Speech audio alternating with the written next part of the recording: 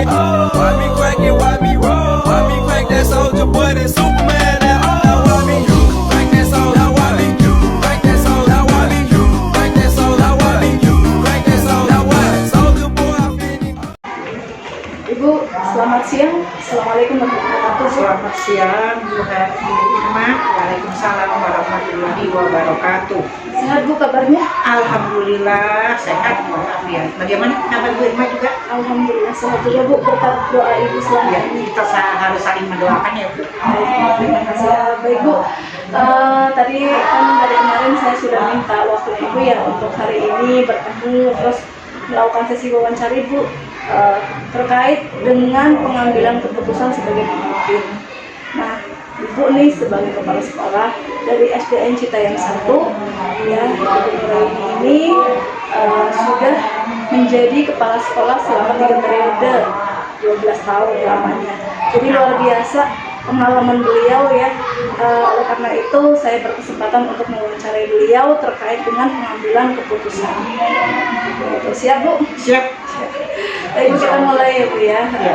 Baik Bu, Ibu kan udah lama ya sebagai kepala sekolah, pastinya itu punya kiat-kiat sebagai kepala sekolah. Di sini ada beberapa pertanyaan Bu. Yang pertama nih, selama ini kan Ibu sudah mengidentifikasi kasus-kasus yang merupakan dilema etika atau bukan moral. Baik, dua-duanya hampir sama, seimbang, sama banyak kasus dan kejadiannya. Kita sikapi dengan hati yang lapang, yang sabar, tetap kita lemah lembut, tetap kita punya kebijakan dan istilahnya punya prinsip yang kuat. Kita kan sebagai pimpinan biar dimanapun. Baik, kemudian pertanyaan berikutnya Bu, selama ini kan Ibu sudah menjalankan pengambilan keputusan di sekolah ya. Kemudian terutama untuk kasus-kasus di mana ada dua kepentingan Bu yang sama-sama benar atau sama-sama mengandung nilai kebajikan. Baik, Ibu jawab. Saya mengutamakan berdasarkan pertimbangan yang objektif, tidak memilih-milih dan tidak memihak-mihak.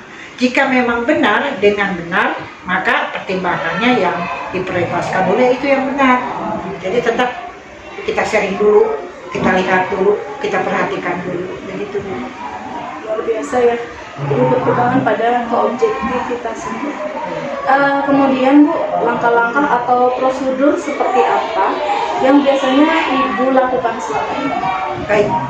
Pertama, saya mempertimbangkan secara matang terlebih dahulu untuk mengambil keputusan berdasarkan hal yang paling objektif. Kemudian, setelah merasa keputusan itu perlu dibicarakan atau dikomunikasikan terlebih dahulu kepada yang mempunyai pengalaman saya akan sering untuk kembali mematangkan keputusan tersebut. Jadi kita nggak usah tergesa-gesa ya, biar gimana pun. Karena kan kalau tergesa-gesa itu tidak baik. Kemudian Bu, hal-hal apa saja nih yang selama ini Ibu anggap efektif dalam pengambilan keputusan pada kasus-kasus dilema etika? Baik, mempertimbangkannya berdasarkan keobjektifan, tidak memihak dan tidak komunikasi dan konsultasi kepada rekan KS yang lebih senior atau berpengalaman menghadapi kasus yang sama. Jadi kita kita pertimbangkan dulu, jangan ambil dulu yang lain, jangan minta pertimbangan yang lain. Kita lihat dulu dengan objektif. Di situ yang salah langkah lah istilahnya. Jadi objektif dan kehati-hatian. Nah, betul, kehati-hatian. Kan karena kalau menurut emosi akan langsung percaya sepihak begitu aja. Lihat dulu gitu. Dari 12 pihak. Nah, gitu. Jadi tidak dari satu sisi saja, tapi juga dua-duanya harus kita lihat dari dua sisi tersebut. Betul. Selanjutnya nih Bu, hal-hal apa saja ya yang selama ini merupakan tantangan dalam pengambilan keputusan pada kasus-kasus dilema etika? Baik, ini kepentingan kelompok, rasa kasihan terhadap semua karena anak buah dianggapnya seperti anak sendiri, tapi tidak. Memang sih kita kan kalau lagi ada kasus tetap kita perhatikan, kita kan nggak mungkin membela yang satu, belain yang satu. Kan itu kalau di dalam lembaga atau sekolah tetap aja rasa anak sendiri. Tetap kita perhatikan, tetap kita sharing lagi, tetap kita lihatin lagi, tetap ya kita kalau dia memang salah ya dikatakan jangan begitu, besok mah. Terus bagi yang benar, yang benar kamu juga, kita kan sama-sama malu kalau ada yang keluar. Makanya kita kan keluarga, kalau di dalam itu yang gimana pun tahan mah. Kalau nurutin awal nafsu mah memang gitu. Iya, betul. Jadi ibu mengedepankan sisi kekeluargaan. Betul. Baik Bu, selanjutnya nih Bu, apakah Ibu memiliki sebuah jadwal tertentu dalam sebuah penyelesaian kasus dilema etika? Apakah Ibu itu langsung menyelesaikan di tempat atau ada jadwal atau jeda untuk menyelesaikannya? Bentuk atau prosedurnya seperti apa nih Bu yang Ibu jalankan? Ya, tergantung kasusnya atau masalahnya. Jika masalahnya saya putuskan sendiri, bisa saja itu masalah yang agak mudah gitu, agak istilahnya ringan. Ya, saya ambil keputusan hari itu, selesailah sudah. Tapi jika masalahnya rumit atau berat, menurut saya tetap akan mengkomunikasikan dan memusyawarahkan dengan anak buah saya, dengan staf dan beberapa kepala sekolah dan K3S. Saya minta pertimbangannya. Tapi kenapa tidak kalau ada guru yang lebih muda dari saya, kalau dia memang jernih dan istilahnya membela kepada yang benar, kenapa tidak kita ambil aja, itu pun bagus. Itu menurut saya, sebelum kita minta pertimbangan kepada kepala sekolah lain. Kalau bisa malah dengan walaupun itu guru muda, kenapa tidak kita ambil aja. Begini bukan, karena guru muda juga mungkin karena suka ngajarin kepala sekolah. Malu masa kepala sekolah diajarin, kenapa tidak kalau kepala sekolah minta masukannya, kalau dia bagus ambil. Jadi menurut Ibu jika orang tersebut walaupun masih muda tapi pemikirannya itu sudah bisa mengatasi dewasa lah, katakanlah gitu. Berarti bukan dewasa dalam pemikiran hal yang positif ya Bu. Luar biasa Ibu. Baik Bu, ini pertanyaan terakhir Bu. Dari semua hal yang sudah disampaikan dari Ibu, pembelajaran apa yang Ibu bisa petik dari pengalaman Ibu dalam mengambil keputusan di etika selama Ibu menjabat sebagai kepala sekolah? Baik, terkadang memang keputusan berbenturan dengan kepentingan individu, kelompok, dari faktor eksternal. Ada saja hambatan maupun halangan. Dalam hal ini kita mengambil keputusannya, ya pokoknya ada aja tantangannya, pasti ada Bu. Oleh karena itu kita harus mempunyai prinsip dan berpegang teguh pada prinsip tersebut. Baru kita mempertimbangkan hal-hal lain untuk memperkuat pengambilan keputusan. Jadi tetap aja memang rintangan ada, halangan ada, tapi tetap kita memperhatikan lagi dah, istilahnya dibulak-balik. Gimana nih, jangan sampai kita salah langkah atau salah memberikan keputusan. Itu yang saya Jadi dari sekian tadi nih Bu, pengalaman Ibu selama 12 tahun ini, jadi praktik-praktik yang Ibu lakukan dalam pengambilan keputusan, satu, Ibu punya prinsip, ya, kemudian berpegangan kepada hal yang benar, betul. Kemudian kalau memang Harus bijaksana, harus tegas, ambil dari anak buah yang muda juga nggak apa-apa. memberi kesempatan kepada anak buah walaupun muda, tapi kalau Ibu percaya dan memang beliau itu bisa sebagai orang yang memberikan dampak positif, kenapa tidak ya Bu? Tidak, ya. Gitu. Jadi seperti itu. Ini juga bisa sebagai apa ya, bekal saya nih, pengetahuan bagi saya yang sedang mengikuti calon guru ini. Baik Bu, kemudian kita melakukan refleksi ya Bu. Refleksi apa yang Ibu dapat nih dari sesi kita hari ini, melakukan wawancara seperti ini? Alhamdulillah Bu, luar biasa. Saya jadi semangat lagi. Saya jadi sepertinya tambah lagi wawasan saya. Bu, tadi sudah melakukan wawancara dan refleksi ya Bu, singkat dan Ibu sangat luar biasa jawabannya. terima kasih atas waktunya Bu. Ya, sama-sama. Saya doakan agar Ibu tetap sehat, semangat, walaupun sudah sebentar lagi mau purna. Jadi ini saya doakan yang terbaik untuk Ibu. Sama doa ibu juga kepada Bu Irma, ibu kepada anak, doakan yang terbaik biar Bu Irma sukses, lancar, semangat. Jangan lupa sebagai hamba Allah berdoa. Ingat, sebagai umat Islam jalankanlah kewajiban-kewajibannya seperti berdoa, salat 5 waktu, sedekah, dan lain-lainnya. Itu yang memberi pertolongan kepada kita. Jalankan ya. Terima kasih Bu. Saya akhiri. Assalamualaikum warahmatullahi wabarakatuh. Waalaikumsalam warahmatullahi wabarakatuh. Baik, Assalamualaikum warahmatullahi wabarakatuh Pak Juanda. Waalaikumsalam warahmatullahi wabarakatuh. Bapak Juanda ini Kepala Sekolah SDN Citayam 4 ya Pak? Betul. Baik, Bapak terima kasih atas waktu dan kesempatannya telah mengizinkan saya untuk melakukan sesi wawancara dalam pemenuhan tugas demonstrasi kontekstual modul 3.1. Baik, saya senang kalau memang bisa membantu. Bapak sudah jadi kepala sekolah selama kurang lebih 7 tahun. 7 tahun. Alhamdulillah, pastinya Bapak sudah banyak sekali menghadapi kasus-kasus baik itu dilema etika maupun rujukan moral ya Pak. Ya. Pastinya Bapak juga sebagai pemimpin ada prinsip-prinsip yang dipegang teguh dalam mengambil keputusan, dan ada hal-hal yang dipegang sebagai nilai-nilai kebajikan dalam pengambilan keputusan tersebut ya Pak. Baik, bisa kita mulai Pak wawancara? Baik, silakan. Baik Pak, pertama Pak, selama ini bagaimana Bapak dapat mengidentifikasi kasus-kasus yang merupakan masuk ke dalam dilema etika atau rujukan moral? Permasalahan yang dihadapi oleh kepala sekolah dalam lingkup di suatu sekolah tentunya memang tidak terlepas dari yang tadi dikatakan dilema etika dan juga rujukan moral. Permasalahan itu tentunya harus kita identifikasi melihat dari kasusnya. Apabila kasusnya memang sama-sama menguntungkan bagi sekolah atau bagi semua pihak, tentunya itu dilihat dahulu prioritas yang terpentingnya. Apakah menguntungkan untuk semua orang atau tidak? Kalau hanya untuk pribadinya, tentunya kita harus mendahulukan yang lebih besar.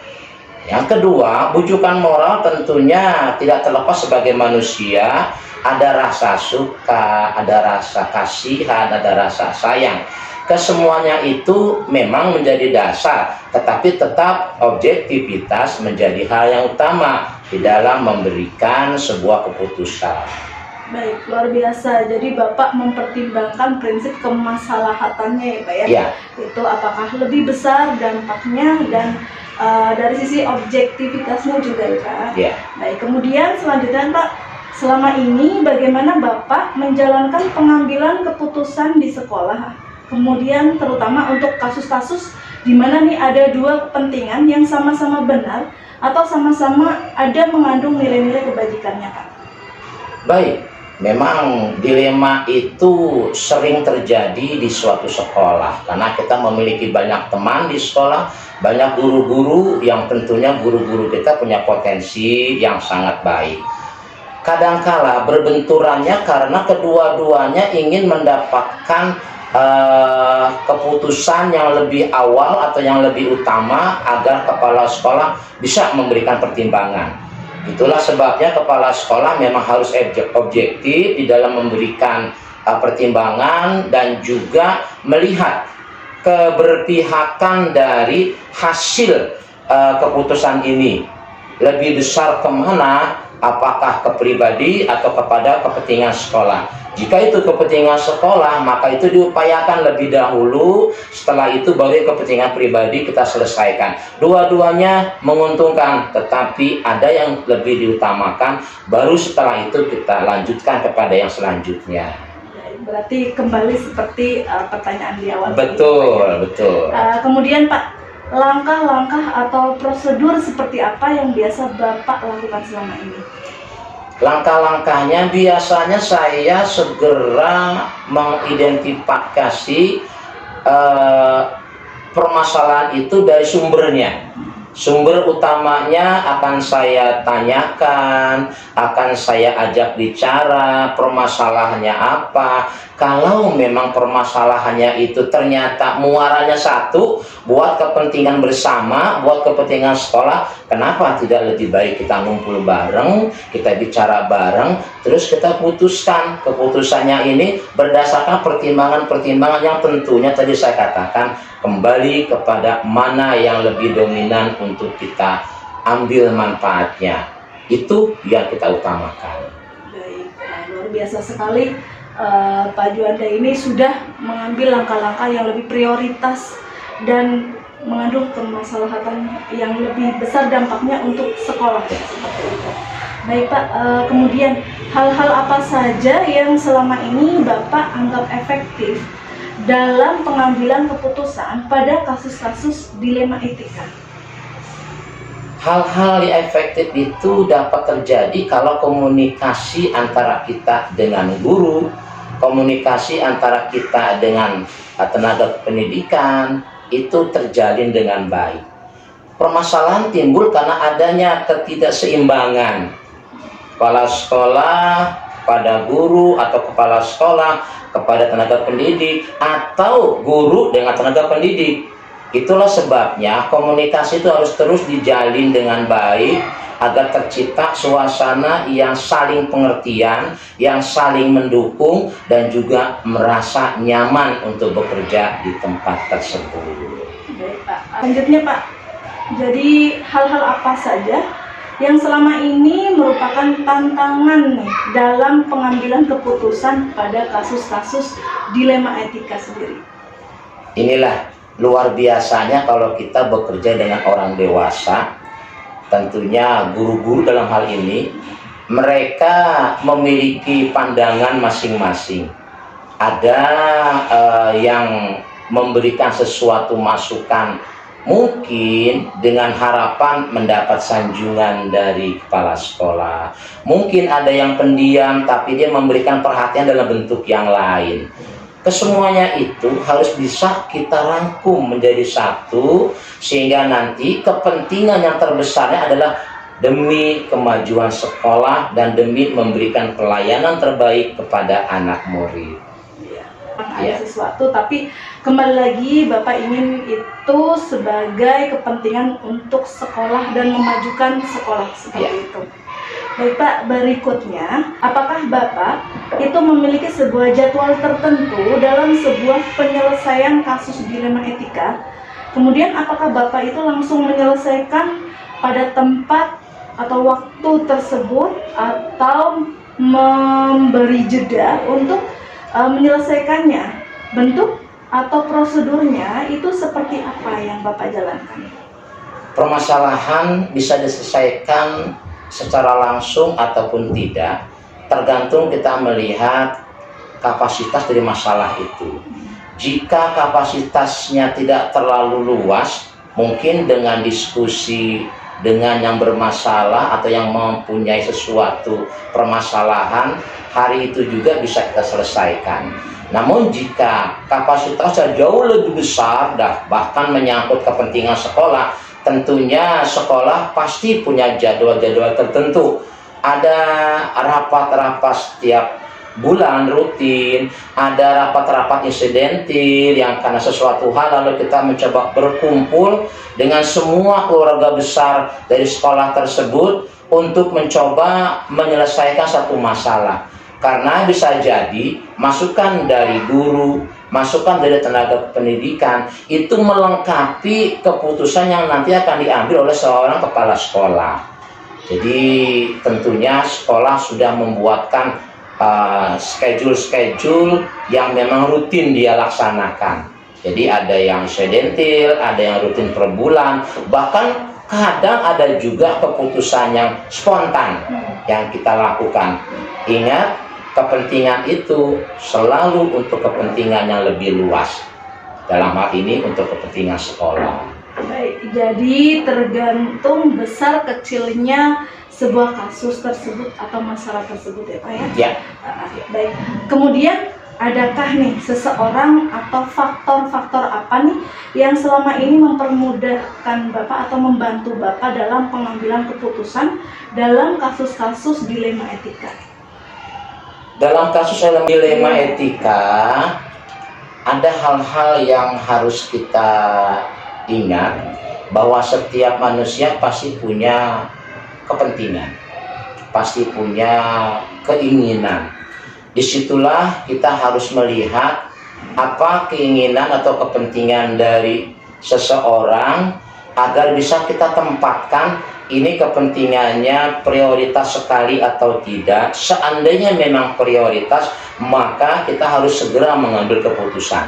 Seandainya kepentingannya itu enggak terlalu prioritas, maka kita bisa mencari waktu tertentu untuk kita bicarakan, baik secara pribadi dengan yang bersangkutan atau secara umum satu sekolah antara guru dengan tenaga kependidikan. Intinya, setiap masalah yang ada jangan didiamkan.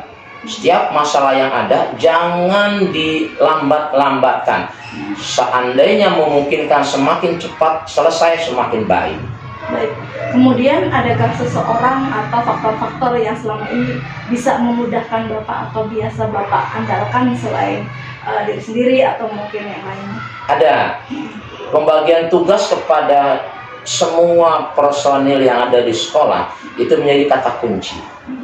Lihat kemampuan masing-masing dari teman-teman kita, guru-guru kita, tenaga pendidikan kita. Mungkinkah dia bisa kita berikan tugas sesuatu yang sifatnya luas? Mungkinkah ada orang yang bisa menyelesaikan pekerjaan yang sifatnya teknis?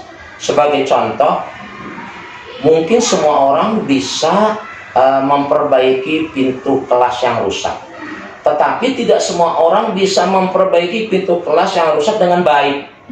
Gitu, rapi dan juga bisa memberikan nilai lebih pada sekolah itu. Tentunya orang yang seperti ini bisa kita berikan tugas tersebut. Namun ada juga orang pandai memperbaiki barang-barang milik sekolah, tapi dia tidak bisa dalam memberikan perbaikan kepada anak murid. Dalam hal ini misalnya sebagai metode mengajar yang baik untuk anak murid seperti apa. Tentunya guru yang lebih berkompeten yang bisa menyelesaikan masalah itu. Jadi tergantung kita bisa tidak mengidentifikasi kelebihan dari masing-masing guru dan tenaga pendidikan yang ada di sekolah. Baik Bapak, luar biasa sekali. Jadi Bapak itu memetakan potensi-potensi dari anak buahnya untuk memudahkan Bapak dalam mengambil keputusan. Begitu ya Pak ya. Terakhir Pak nih, dari semua yang tadi sudah disampaikan, pembelajaran apa yang dapat Bapak petik dari pengalaman Bapak selama ini dalam mengambil keputusan di dalam kasus dilema etika? Baik, permasalahan pasti selalu ada. Namun jangan lari dari sebuah masalah, karena semakin jauh kita berlari, masalah akan mengejar kita terus-terusan.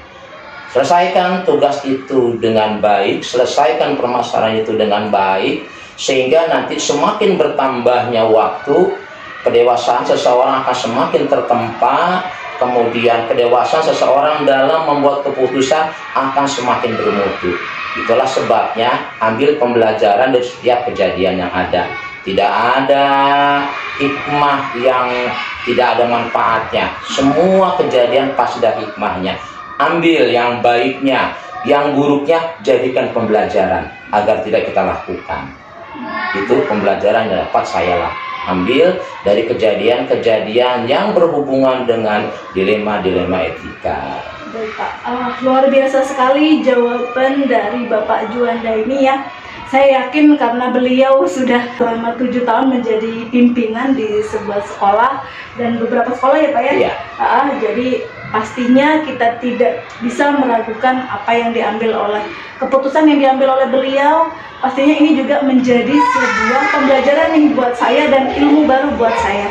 Nah Pak, kemudian Pak, analisa Bapak dari kasus-kasus yang sudah selama ini dilalui ya Pak ya, Kira-kira bagaimana Bapak menganalisis nih dari permasalahan-permasalahan tersebut? Setiap permasalahan yang terjadi di sekolah itu memang sebaiknya dicatat dalam buku agenda kepala sekolah. Nah, permasalahan itu nanti akan terus tersusun dengan banyak di buku itu, dan itu bisa menjadi rangkaian pembelajaran, rangkaian pengalaman, sehingga permasalahan yang terulang dan sama seperti yang pernah terjadi akan mudah kita mengambil tindakan karena pernah kita alami.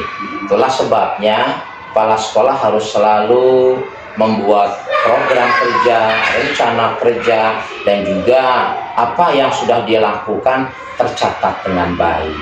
Baik Pak.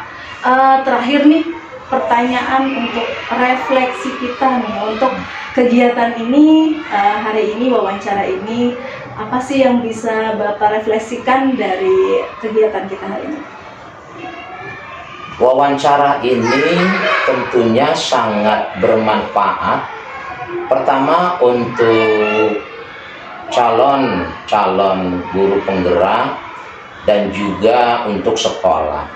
Mengapa? Karena sekolah mendapatkan banyak masukan dari tugas-tugas yang diberikan oleh calon guru penggerak, yang harapannya nanti ketika masanya tiba, dia bisa menggantikan guru-guru yang sudah menjadi kepala sekolah dan masanya sudah masuk purna bakti.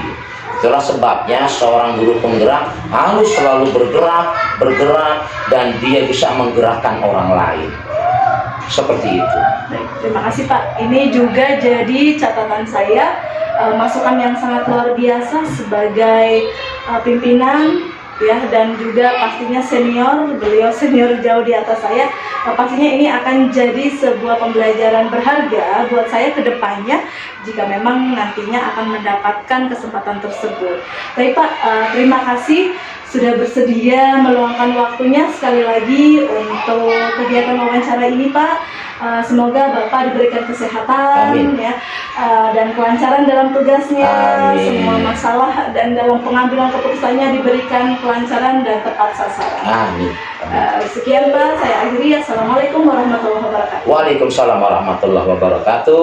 Why me crack it, why me roll? Why me crack that soldier boy that's